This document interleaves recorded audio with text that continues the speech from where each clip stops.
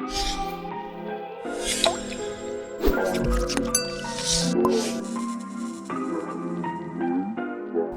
guys, ketemu lagi barengan saya Iksan. Ya, sesuai janji saya ya, kalau saya bakal buatin video review soal HP ini setelah saya gunain HP ini selama kurang lebih 1 mingguan. Jadi buat kalian yang udah penasaran soal HP ini, pastiin kalian nonton video ini sampai habis dan juga pastiin kalian nggak skip-skip videonya. Nah, tapi sebelum saya bahas panjang lebar soal HP ini, di sini saya mau infoin dulu nih guys ke kalian soal unit yang lagi saya pegang ini. Ini adalah unit second X Korea ya guys, yang saya beli lewat Shopee dengan harga 5,8 jutaan. Tapi misalnya di akhir video ini kalian tertarik buat beli HP ini tapi nggak mau beli lewat Shopee, saya pastiin link pembelian via Tokopedia-nya bakal saya cantumin di kolom deskripsi yang ada di bawah. Dan kalau gitu sekarang kita langsung aja ke video pembahasan yang pertama adalah soal bagian desain bodinya ini. Ya, seperti yang kita ketahui ya guys, Samsung Galaxy Note 10 Plus ini adalah smartphone flagshipnya Samsung yang rilis di tahun 2019. Walaupun terhitung udah hampir 3 tahun sejak awal perilisannya, smartphone ini tuh kayak nggak kehilangan identitasnya sebagai smartphone flagship dari Samsung. Terbukti dari material bodinya yang udah full berbahan kaca yang dilindungi dengan perlindungan kaca Corning Gorilla Glass 6 dan dibalut dengan frame solid yang berbahan material metal kayak yang masih digunakan oleh smartphone kelas flagshipnya Samsung yang rilis belakangan ini. Ditambah lagi kalau kalian lihat pada bagian bezel layarnya ini jelas memastikan kalau HP ini adalah HP mantan flagship yang masih bisa bersaing dengan HP-HP flagship terbarunya Samsung. Tapi walaupun begitu menurut saya masih akan menjadi sebuah deal breaker nih guys buat kalian yang tertarik untuk beli HP mantan flagship dari Samsung yang satu ini. Adalah soal size bodinya yang memang kurang bersahabat ya menurut saya untuk kalian yang memiliki ukuran telapak tangan yang kecil. Jadi buat kalian yang suka sama size body smartphone yang compact gitu, kalian nggak bakal dapetin feel yang nyaman lewat HP ini guys. Bahkan untuk ukuran telapak tangan saya yang terbilang besar ini juga agak kesulitan ya ketika gunain HP ini dengan satu tangan aja. Tapi kalau kalian nggak masalah soal itu, jelas desain body dari smartphone ini tuh masih sangat kerasa premiumnya ya di tahun 2022 ini. Nah, kalau gitu sekarang kita lanjut ke bagian layarnya. Seperti yang kalian lihat, Samsung Galaxy Note 10 Plus ini dibekali panel layar berjenis Dynamic AMOLED yang beresolusi WQHD+. Dengan luas layar 6,8 inci dan desain layar yang melengkung kayak gini, visualisasi gambar dari layar HP ini tuh bener-bener luas banget guys. Dilihat dari setiap sisinya juga masih bisa nampilin gambar yang sangat baik.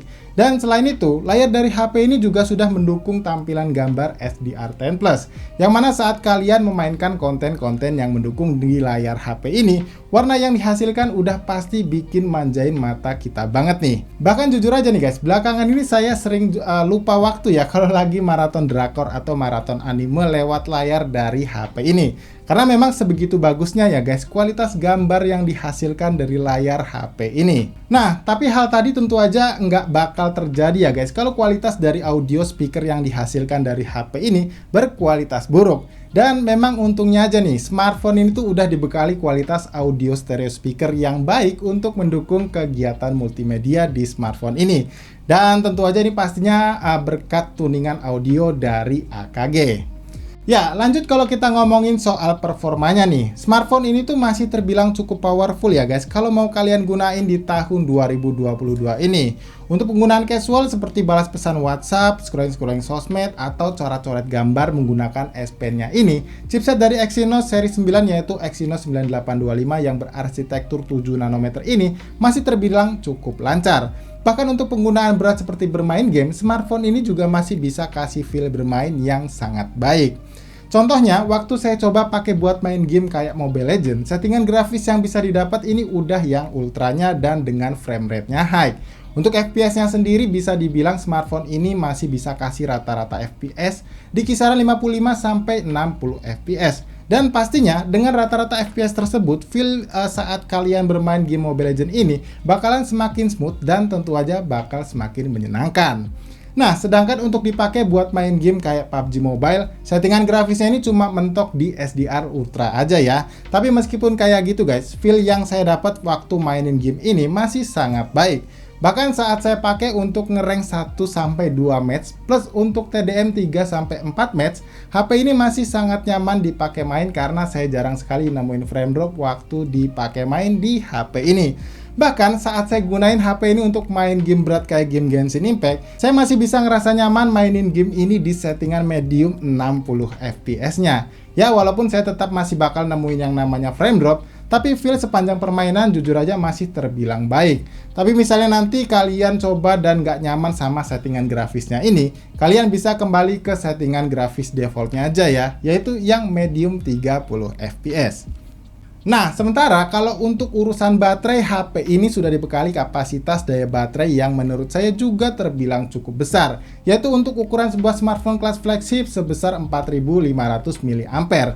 Dan yang paling menarik, HP ini bahkan sudah dibekali fitur pengisian daya cepat sebesar 45 Watt, yang mana kalau mau dibandingkan dengan seri lanjutannya yaitu Samsung Galaxy Note 20 Ultra, HP ini masih lebih baik dalam hal pengisian daya baterainya tadi.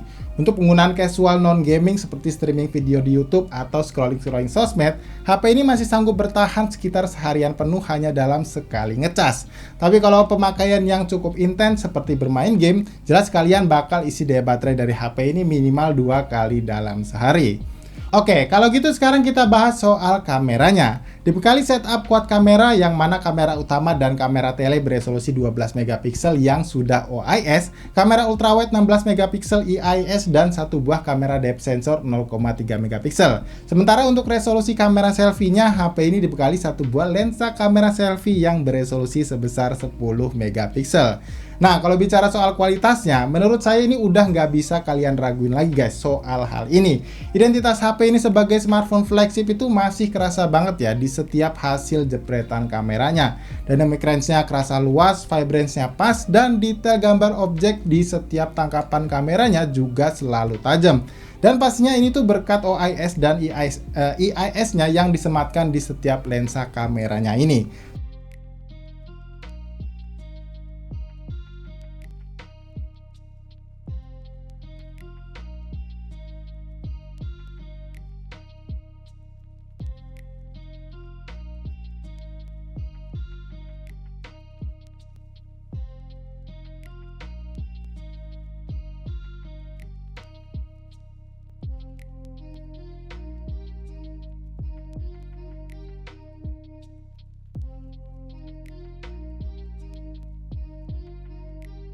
Sedangkan untuk hasil perekaman videonya, kalian bisa nilai sendiri nih bagaimana kualitasnya, baik dari kamera depan maupun kamera belakang dari HP ini.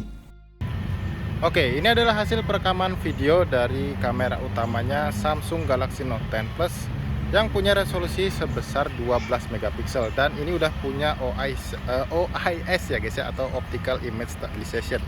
Dan hasilnya seperti ini guys.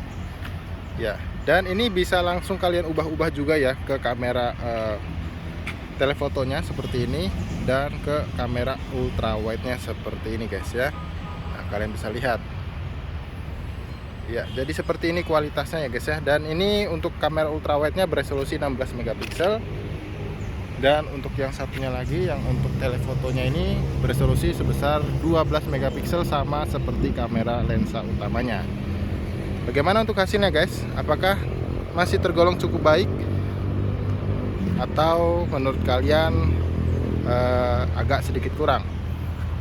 Kalian bisa tulis di kolom komentar. Dan setelah ini akan saya coba untuk kamera depan dari Samsung Galaxy Note 10 Plus-nya ini.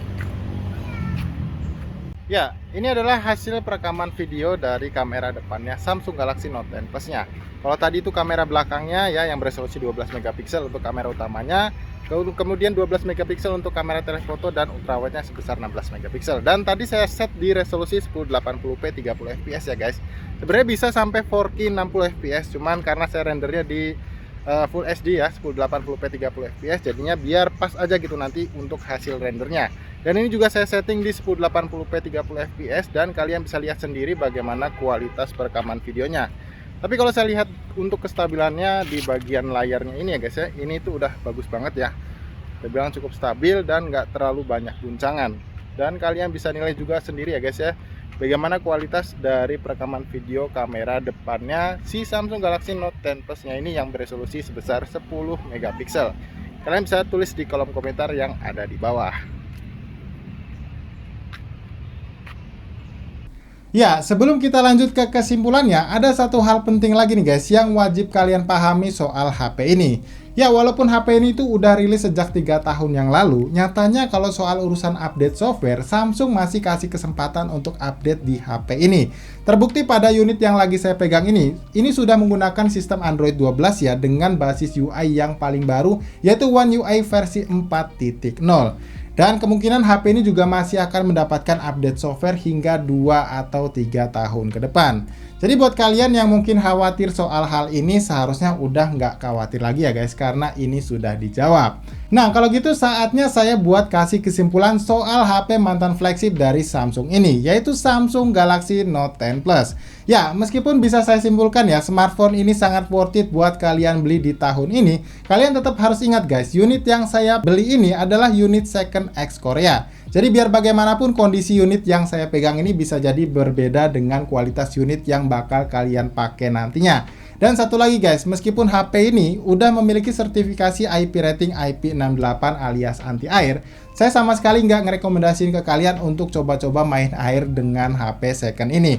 Karena udah pasti ya, sertifikasi IP68 di HP ini tuh bakalan nggak berlaku lagi ya guys, karena kita sama sekali nggak tahu nih, apakah HP ini pernah dibongkar atau enggak. Tapi misalnya kalian punya uang lebih dan juga penasaran, tetap saya nggak nyaranin kalian buat coba-coba sama hal itu tadi. Nah, jadi untuk jawaban pasti apakah smartphone ini cukup worth it buat dibeli di tahun ini, saya bisa jawab ya sangat worth it ya guys, tapi dengan syarat kalian bisa nemuin seller yang memang bisa dipercaya dan tentu aja bertanggung jawab. Dan kalau kalian bisa dapetin hal itu tadi, untuk harga 5,8 jutaannya saya rasa ini HP amat sangat menggiurkan nih guys. Oke, kalau gitu saya rasa cukup ya guys video review soal smartphone mantan flagship dari Samsung ini. Dan misalnya kalian masih punya pertanyaan soal HP ini, jangan sungkan untuk tinggalkan pertanyaan kalian di kolom komentar yang ada di bawah. Atau buat kalian yang udah tertarik untuk beli, link pembeliannya pasti bakal saya cantumin di kolom deskripsi yang ada di bawah ini. So, kalau gitu seperti biasa buat kalian yang suka sama video ini, jangan lupa klik tombol like-nya dan dislike aja video ini kalau kalian nggak suka sama videonya. Jadi sampai di sini saya Iksan pamit dan sampai kita ketemu lagi guys di video review berikutnya.